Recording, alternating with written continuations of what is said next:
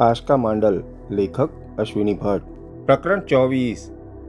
બહારનું દ્રશ્ય અજબ હતું.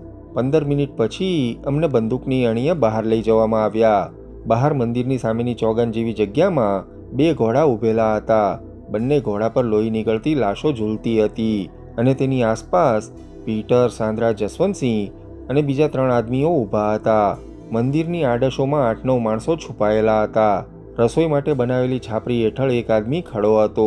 તે બધા નિશાન લઈને ઊભા રહ્યા હતા. ચંદ્રનું અજવાળું એટલું હતું કે ચોગાનમાં ઊભેલા સૌના પડછાયા પણ જમીન પર પડતા હતા. અમને ધકેલીને મંદિરની ઓસરીમાં લઈ જવામાં આવ્યા. હાથ ઊંચા કરીને હું અને આશકા ઊભા રહ્યા. ચંદ્રના અજવાળે તેના બંને ગાલ પર તેજની નાનકડી ટીશીઓ તરી આવતી હતી. અમારી પાછળ 2 ડાકુઓ રાઇફલ તાણીને ઊભા રહ્યા. "જોઈ લે પૂરણસિંહ," જસવંતસિંહ મોટેથી બોલ્યો. તેના પડઘા બીહડની 3 બાજુ રેલાયા. આશકા અમારી સાથે સલામત છે. પણ સામેથી કોઈ જવાબ આવ્યો નહીં. જવાબને બદલે થોડે દૂર કોતરની ઝાડીમાં સળવળાટ થયો. થોડી ક્ષણો બાદ હાથમાં મિશન પિસ્તોલ લઈને એક આદમી બહાર આવ્યો. તે નજીક આવ્યો ત્યારે જ ખબર પડી કે તે પૂરણ હતો. તેણે પોતાની મશીન પિસ્તોલ ત્યાં ઊભેલા જસવંત અને પીટર તરફ તાકી રાખી હતી. જસવંતે પણ પોતાની રાઇફલ તેની સામે તાકી રાખી હતી. "મારે આશકાનું કામ છે," તે બોલ્યો. જસવંતને આશ્ચર્ય થાય તે કરતાં વધુ આશ્ચર્ય મને થતું હતું. કેમ્પમાંથી નીકળતા મેં તેને કહ્યું હતું કે તેણે કોઈ જ પગલું ભરવાનું નથી. તે આ જગ્યા કેવી રીતે શોધી શક્યો હશે તે પણ આશ્ચર્યની વાત હતી. ચોગાનમાં ટેબલો જામ્યો હતો. જસવંતને શું કરવું તે સમજાતું ન હતું. બીહડની 4 બાજુ પૂરણના આદમીઓ ગોઠવાયા હશે તે કરતાં તેને વાર લાગી ન હતી. કદાચ જસવંત કે પીટર પૂરણ પર ગોળી ચલાવે તો તેમાં તેમને કોઈ ફાયદો થવાનો ન હતો. પણ તેના 2 આદમીઓ વિંધાઈને ઘોડાના જીન પર લટકતા હતા. તેનો ભયાનક રોષ તેના ચહેરા પર વર્તાતો હતો. મશીન પિસ્તોલ તાણીને પૂરણ નજીક સરતો હતો. પીટર અને જસવંતે પણ રાઇફલોમાંથી નિશાન લીધું હતું. "શું છે પૂરણ?" આશકાએ બૂમ મારી. "હું તારી સાથે વાત કરવા માંગુ છું," તે બોલ્યો. તેણે જસવંત અને પીટર તરફ જોયું. "મને રોકવાનો પ્રયત્ન કરશો તો ભૂંજાઈ જશો." તે શું કરવા માંગતો હતો તે મને સમજાતું ન હતું. પૂરણસિંહે બરાબર ઝાટકો આપ્યો હતો. કોઈનામાં કશું કરવાની ત્રેવડ ન હતી. જસવંતસિંહે કલ્પના પણ નહીં રાખી હોય કે પૂરણ તેની પાછળ આવશે. તે 2 રીતે મુસ્તાક હતો. શરણસિંહની દીકરીનો જાન જોખમમાં આવી પડે તેવું કોઈ પગલું પૂરણ ભરે નહીં. વળી કદાચ તે એવી કોઈ હિંમત પણ કરે તો તેનું છૂપું રહેઠાણ શોધતા દિવસો નીકળી જાય. પણ તેની ધારણા ખોટી પડી હતી. પૂરણ બરાબર આવી પહોંચ્યો હતો અને જસવંતસિંહને અત્યારે બેવડું આશ્ચર્ય થતું હતું. એક તો એ કે પૂરણે કલ્પના બહારની ઝડપે સાધવાના બીહડમાં આવેલી તેની જગ્યા શોધી કાઢી હતી. એટલું જ નહીં પણ તેણે આશકાનો જાન જોખમમાં મૂકવાનું પગલું પણ ભર્યું હતું. પીટરે પણ આ વિચાર કર્યો હશે. એટલું જ નહીં પણ પૂરણ જો જંગ ખેલવાનો નિશ્ચય કરીને આવ્યો હશે તો તેની તૈયારી એવી જ મજબૂત હશે. તેની ઝડપ કેટલી હશે તે તો ત્યાં ચોગાન વચ્ચોવચ્ચ ઊભેલા હાંફતા ઘોડા પર લટકતા 2 આદમીઓના શરીર પરથી જ ખબર પડે છે. બીહડની આસપાસ ગોઠવેલી ચોકીઓ વટાવીને પૂરણ આવી પહોંચ્યો. તે ખરેખર આશ્ચર્યજનક વાત તો હતી. પણ પીટર કે જસવંતસિંહ પાસે આ પ્રશ્નો વિચારવાનો સમય ન હતો. અત્યારે તો બધાના હૃદયમાં ઘણ પડતા હોય એટલા જોરથી ધબકારા થતા હતા. કઈ મિનિટે બંદૂકો ધણધણી ઉઠશે અને વિસ્ફોટ થશે તેની કલ્પનાથી જ બધા સ્તબ્ધ અને છતાંય સાવધ થઈને ઊભા હતા. "હું આશકાને લેવા આવ્યો છું," પૂરણે જાહેર કર્યું. "લઈ જવા આવ્યો છું?" જસવંતે કડાકીથી પૂછ્યું કે તરત જ પીટરે જસવંતસિંહ તરફ ફરીને જોયું. પીટર અંગ્રેજ હતો, બુદ્ધિશાળી હતો.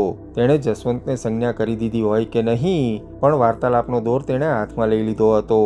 હિન્દીમાં અંગ્રેજીની કંઈ અળવિતરી મિલાવટ કરીને તે બોલતો હતો. "અરે વાહ, અમે પોતે જ આશકાને આવતીકાલે પાછી મૂકી જવાનું વિચારતા હતા. નાહકની તમે દોડાદોડી કરીને અમારા 2 ચુનંદા સાગરીતોની હત્યા કરી." "એ હત્યાનો બદલો હું જરૂર લઈશ," જસવંતસિંહ બરાડી ઉઠ્યો. "ખામોશ ઠાકોર, એ વાત પછી કરીએ. પહેલાં સન્નારીને વિદાય આપી દઈએ," પીટરે કહ્યું. પૂરણ સહેજ હેબતાઈ ગયો. આટલી સહેલાઈથી એ લોકો આશકાને આપી દેશે તેવી કલ્પના પણ તેણે કરી ન હતી. પૂરણને લાગ્યું કે કંઈ ચાલાકી જરૂર થઈ રહી છે. "એ છોકરીને જવા દે," પીટરે અમારી પાછળ ઊભેલા બંદૂકધારીને કહ્યું. આશકા ધીરેથી ચાલતી મારી પાસેથી ખસી. આજુબાજુ જોઈને ચોગાનમાં થોડા ડગલા દૂર ઊભેલા પૂરણ પાસે પહોંચી. પૂરણ એવી રીતે ખસ્યો જેથી તે આશકા, જસવંત અને પીટર ત્રણેયને બરાબર જોઈ શકે. આશકાને આડસમાં રાખીને ગોળી ચલાવી દેવાનો દાવ પીટરે વિચાર્યો હશે. તેની શંકા પણ પૂરણને હતી. પણ જેવી આશકા પૂરણની નજીક પહોંચી કે તરત જ પીટરે પોતાના હાથમાંની રાઇફલ મંદિરની ઓસરી પર મૂકી દીધી. પૂરણે એ જોયું. તેને હવે ખરેખર અચરજ થતું હતું. પૂરણના હાથમાં મશીન પિસ્તોલ હતી. તે વખતે કેવળ અંગ્રેજ સાર્જન્ટોને જ આવી પિસ્તોલ મળતી હતી. તેમ છતાંય પૂરણ ગમે ત્યાંથી એ મેળવી લાવ્યો હતો. શરણસિંહના હાથ કેટલા લાંબા હશે તેનો એ નાનકડો પુરાવો હતો. ચંદ્રના અજવાળામાં સુનકાર વાતાવરણમાં ભેંકાર કોતરોની વચ્ચે ભજવાઈ રહેલું એ દ્રશ્ય 18મી સદીની કોઈ વાર્તા સમૂહ હતું. ત્યાં મંદિરની ઓસરી પર, કૂવાના થાળાની આડશે, રાંધણિયાની છાપરી પાસે, મંદિરના ઘુમ્મટના કાંગરા પર, મંદિરની પછી તે આવેલા ખંડિયરની તૂટેલી અગાસી પરથી બંદૂકની નળીઓ તણાઈને તંગ થયેલી હતી. જસવંતના બાગી સાગરીતો મુઠભેડ માટે સાબદા હતા. પૂરણનો કોઈ આદમી દેખાતો ન હતો. પણ સૌ જાણતા હતા કે સામેની બિહડની ઝાડીમાં અને કોતરોની ટોચ પર તેના બરકંદાજો છુપાયેલા હતા. આકાશમાંથી રેલાતી ચાંદની હેઠળ સાંદરાના વાળ ચમકતા હતા. પીટરની ગોરી ચામડી પર પણ ચંદ્રનો પ્રકાશ પરાવર્તિત થતો હતો. હું વિચારમાં ડૂબેલો હતો. પૂરણ કેવી રીતે આવ્યો તેના કરતાં એ શા માટે આવ્યો એ પ્રશ્ન મને મૂંઝવતો હતો. પેલો મહાકાય જેસો પણ હાથમાં સાટકો રાખીને અનિર્ણિત દશામાં મૂંઝાયેલા ગોરીલાની જેમ મારાથી થોડે દૂર ઊભો હતો. જસવંતે હજુ પણ પોતાની રાઇફલ અડીખમ તાકેલી રાખી હતી. આશકા ધીરા ડગલા ભરતી પૂરણ પાસે પહોંચી હતી. એકાએક મારા મગજમાં ઝબકારો થયો. ખરેખર શું પૂરણને પણ મારી માફક ખ્યાલ આવ્યો હશે? આશકા અને પૂરણે શું વાત કરી તે સાંભળવી મુશ્કેલ હતી, કારણ અંતર વધારે હતું. પણ એ વાત વિશે કલ્પના કરવાની જરૂર ન હતી. થોડી જ વારમાં મને અને સૌને એ ખ્યાલમાં આવી ગયું હતું. જસવંત, આશકાની સાથે મારે સિગાવલ ઠાકુરની જરૂર છે, પૂરણે બૂમ મારીને કહ્યું. પૂરણને બરાબર અંદાજ આવ્યો હતો. તેને પણ મોડો મોડો ખ્યાલ આવ્યો હશે કે આશકાના ગળે લટકતા માદળિયામાં જ એ નકશાની કાપલી હશે, અને એટલે જ જાન પર ખેલીને તે વાઘની બોર્ડમાં આવ્યો હતો. સિગાવલ ઠાકુર અમારા મહેમાન છે, પીટર બોલ્યો. પીટર, ચાલાકી કરવાની જરૂર નથી, મને બધી વાતની ખબર છે, પૂરણ બોલ્યો. હું બૂમ પાડું ને તરત જ સિગાવલને વીંધી નાખજે થોરાજી, પીટરે મારી પાછળ ઊભેલા શુક્લકડી આદમીને કહ્યું. સબૂર, આશકા બોલી ઉઠી. મારા પગમાં ધ્રુજારી છૂટી. હું જાણે કોઈ ચીજ હોઉં તેમ મારા વિશે વાતચીત ચાલી રહી હતી. સિગાવલને મારી નાખવાથી ફાયદો નહીં થાય. હું પણ એ જ કહું છું, પણ પૂરણની બુદ્ધિમાં એ વાત ઉતરતી નથી, પીટર બોલ્યો. તું તારી એ છોકરીને લઈને અહીંથી વિદાય થઈ જા પૂરણ. જસવંતસિંહ સાથેના ઝઘડામાં સાર નહીં કાઢું. કેટલાય વખતથી ચૂપ રહેલો જસવંત બોલી ઉઠ્યો. તેના હાથમાં બંદૂક પકડીને પરસેવો વળતો હતો. આજુબાજુ ઊભેલા તંગ થયેલા બધા આદમીઓ થાક્યા હતા. 1 મિનિટ પૂરણ, તારે સિગાવલનું શું કામ છે? તારે પેલા નકશાનો ટુકડો જોઈએ છે ને? અમારે પણ એ જ જોઈએ છે. આપણને સૌને એ જ જોઈએ છે. કંબક ઠાકુરે એ કાપલી જલાવી દીધી છે, એટલે તેના વગર આપણો છૂટકો નથી. ઠાકુર પણ ચાલાક આદમી છે. તેના જાનની સલામતીનો તેણે પાક્કો બંદોબસ્ત કર્યો છે, પીટર બોલ્યો. તમે મૂર્ખાઓ છો. મારા જાનની સલામતી જ નહીં, તમારા સૌના જાનની સલામતી માટે મેં એ ટુકડો બાળી નાખ્યો છે, હું બોલી ઉઠ્યો. પૂરણ, તને ખબર નથી કે કઈ જગ્યાનો નકશો હતો. ત્યાં ગયેલા લોકો ઈશ્વરને ગાળો દેતા ગુજરી જાય છે, અને શરણસિંહ ત્યાં હશે એવી જો કલ્પના તમે બધા કરતા હોય તો તમે સૌ જગતના સર્વશ્રેષ્ઠ મૂર્ખાઓ છો, સમજ્યા? ત્યાં શરણસિંહ તો શું, પણ રણના છછુંદરો પણ રહેવાનું પસંદ ન કરે. તમારે શા માટે એ જગ્યાએ જવું છે તે જ મને સમજાતું નથી. મારા બાપુ ત્યાં હશે, આશકા બોલી. તારા બાપુ ત્યાં નથી, પણ થોરાડની વેડી પાસે જીવનલીલા સંકેલીને સૂતા છે. તારે ત્યાં જવું હશે તો અમીરગઢનો કોઈ પણ આદમી તને લઈ જઈ શકશે. મારી તેમાં જરૂર નથી, મેં જવાબ આપ્યો. એ અમારે જોવાનું છે. અમારી સાથે પૂરણ આવે તો અમને વાંધો નથી. પૂરણ, તારે પણ એ જ જગ્યાએ જવું છે. અમારે પણ એ જ જગ્યાએ જવું છે. અમને તારી સામે કોઈ વેર નથી, શરણસિંહ સામે પણ નહીં, પીટર બોલ્યો. તો શા માટે તમારે ત્યાં જવું છે? મેં સવાલ કર્યો. મોજ મજા માટે જવું હોય તો તારા દેશવાસીઓની જેમ સિમલામાં જઈને રહે. સિગાવલ ઠાકુર, એ નકશાની કાપલી બાળી નાખીને તમે જાતે જ તમારા મોતની સજા લખી દીધી છે. હવે તો હું એકલો નહીં, આ પૂરણ, અરે આ શરણસિંહની દીકરી પણ તમને છોડાવી નહીં શકે. બંદૂક મૂકી દે પૂરણ, પીટરે કહ્યું. બંદૂક મૂકવાની જરૂર નથી. મારા બાપને મારવા નીકળેલો આદમી આપણો દુશ્મન છે, આશકા બોલી. કોણે કહ્યું તને છોકરી? મારે તારા બાપને મારવો નથી. મારે તો એ જગ્યાએ જવું છે જ્યાં પીટરે વાક્ય અડધું છોડ્યું. જ્યાં શું? પીટરે આજુબાજુ જોયું, સહેજ શ્વાસ છાતીમાં ભર્યો અને બોલ્યો, જ્યાં પેશવાનું ઝવેરાત સંતાડેલું છે. તેની વાત સાંભળીને હું ખડખડાટ હસી પડ્યો. પેશવાનું ઝવેરાત? મેં આશ્ચર્ય ઠાલવ્યું, પણ મારા સિવાય બધા જ રસપૂર્વક એ વાત સાંભળી રહ્યા હતા. આશકા અને પૂરણને પણ તાળો મળી ગયો હતો. થોડી વારમાં તો આખી પરિસ્થિતિ બદલાઈ ગઈ હતી. પીટરે વાત કહેવાની શરૂ કરી હતી. એક પછી એક તંગ થઈને ઊભેલા માણસોએ બંદૂકો જમીન પર ટેકવી દીધી હતી. પીટરની પાછળ થોડે દૂર ઝાડીમાંથી પૃથ્વીસિંહ પણ બહાર આવ્યો હતો. તેની પાછળ તેના થોડા આદમીઓ પણ બહાર આવ્યા. ધીમે ધીમે બધા મંદિરની ઓસરી પાસે જમા થયા.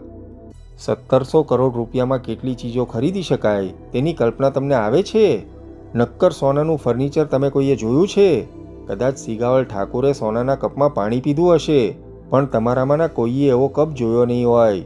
ભારતને અને બ્રિટિશ સોલ્જરોને હચમચાવી નાખનાર શરણસિંહની જંગલમાં ઉછરેલી છોકરીને તો એ લાહવો ક્યાંથી મળ્યો હોય? નાના પંથની ઓરતો પહેરતી હતી એ નેકલેસ, બહાદુર શાહ ઝફરની હરામની હરેક ઓરતના દાગીના અને એ ઉપરાંત 1700 કરોડનું નગદ નાણું. તારું એમ કહેવું છે પીટર કે ખજાનો શરણસિંહ પાસે છે? મેં પૂછ્યું. હા, નાના પંથ દેશની બહાર પહોંચી ગયો ત્યારે તેણે શરણસિંહને તેનો ખજાનો સોંપ્યો હતો. છેલ્લા 5 વર્ષથી હું ભારતમાં આવીને બકરા ચરાવવાનું કામ કરતો ન હતો. મારી પાસે આ બધી વાતોની કડીઓ છે અને મારા બાપા કર્નલ બેરીમૂરની રોજનીશીમાં પણ એ વાતો લખાયેલી છે. મારે શરણસિંહને મારીને 2 લાખ રૂપિયાનું ઇનામ નથી લેવાનું. મારે મારા બાપના મોતનું પણ વેર લેવાનું નથી. વેર લેવાનું કામ તો તમે રાજપૂતો કરો, અમે અંગ્રેજો નહીં. અમારે તો ફરગેટ અને ફરગીવની નીતિ છે. તમને યાદ છે ને, અમે લડવામાં માનતા નથી. અમે તો વેપારીઓ છીએ. સિગાવલ ઠાકુર, પૂરણ, આશકા, જશવંત, તમે સૌ વિચારો. આપણે એક સાથે ત્યાં પહોંચીશું અને એ ખજાનાના 200 ભાગ કરીશું તોય સૌને 7 પેઢી તરી જાય તેટલું ધન આવશે. એ ખજાનો હોય તો પણ કોઈથી વહેંચાય નહીં પીટર. એ મારા બાપુની અનામત હશે, આશકાએ કહ્યું. તારા બાપુ ગુજરી ગયા છે. સિગાવલ ઠાકુરને પૂછી જો, અને જો જીવતા હશે અને આ નકશાવાળી જગ્યાએ હશે તો તને આનંદ જ થવાનો છે, પીટર બોલ્યો. હા, અને તને એ ખજાના પર હાથ મૂકવા પણ દેશે? મેં પીટરને પૂછ્યું. એ જોયું જશે. હું પણ કર્નલ બેરીમૂરનો દીકરો છું. મારે પણ શરણસિંહ જેવા આદમીને મળવાની ઈચ્છા છે. પીટર, તારે એવી કલ્પનાઓમાં રાચવાની જરૂર નથી. તને શરણસિંહની મુલાકાત થવાની નથી, કારણ શરણસિંહ ગુજરી ગયેલા છે. એ જીવતા હોય તોય તને તો ફાયદો થવાનો નથી. અને તમને બધાને ગમે તે ઈચ્છા હોય, તમારી ઈચ્છાથી કોઈ કામ બનવાનું નથી. મતલબ? પૂરણ બોલ્યો. મતલબ એ કે તમારે જ્યાં જવું હોય ત્યાં જાઓ, પણ મને કોઈ રસ નથી. નાના સાહેબ પંતનો કોઈ ખજાનો આ દેશમાં નથી તે હકીકત છે. હોત તો અંગ્રેજ સલ્તનતના હાથ ટૂંકા નથી. જો તું તપાસ કરીને 5 વર્ષમાં એ વાત જાણી શકે તો દાયકાઓથી બ્રિટિશ અફસરોએ જખ મારી છે.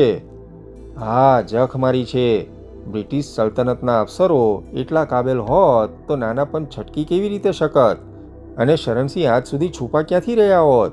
હું પણ ઇતિહાસ શીખેલો છું સિગાવલ. જે કામ રાજા નથી કરી શકતો એ પ્યાદું કરી શકે છે, પીટરે કહ્યું. પૂરણ, બ્રિટિશરો ખેલદિલ છે, સમજો. તારે મારી સાથે હાથ મિલાવવા છે કે પછી તમાશો જોવો છે? તમે ગમે તેટલા હાથ મિલાવશો તો પણ અર્થ સરવાનો નથી, કારણ નકશાવાળી જગ્યાએ તમને લઈ જવાનો મારો કોઈ ઈરાદો નથી, મેં મક્કમતાથી કહ્યું. તમે આગ સાથે રમી રહ્યા છો ઠાકુર. આગ સાથે રમવાની મારે માટે કોઈ નવાઈ નથી. જ્યાં સુધી મને ખબર નહીં પડે કે મારા લાઇબ્રેરિયન સખીરામને કોણે માર્યો, ત્યાં સુધી હું કોઈ રીતે મદદરૂપ થવાનો નથી. સંઘારી તોડા સુધી જવા માટે તમે જાતે જ કોઈ ભોમિયાને મેળવી લેશો. અમીરગઢમાંથી એ વ્યવસ્થા થઈ શકશે. અને હવે હું જાઉં છું. મને રોકવાનો પ્રયત્ન કરવાની જરૂર નથી, કહીને હું થોડું ચાલ્યો. હું શું કરું છું તે સૌ જોઈ રહ્યા.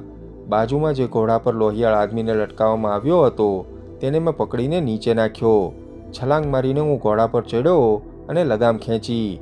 આંફતો ઊભેલો ઘોડો તંદ્રામાંથી જાગ્યો હોય તેમ ભડક્યો અને દોડ્યો. તે સાથે જ જસવંતસિંહે ગોળી છોડી હતી અને ઘોડો ઉછળીને પડ્યો તે સાથે હું પણ જમીન પર પટકાયો હતો.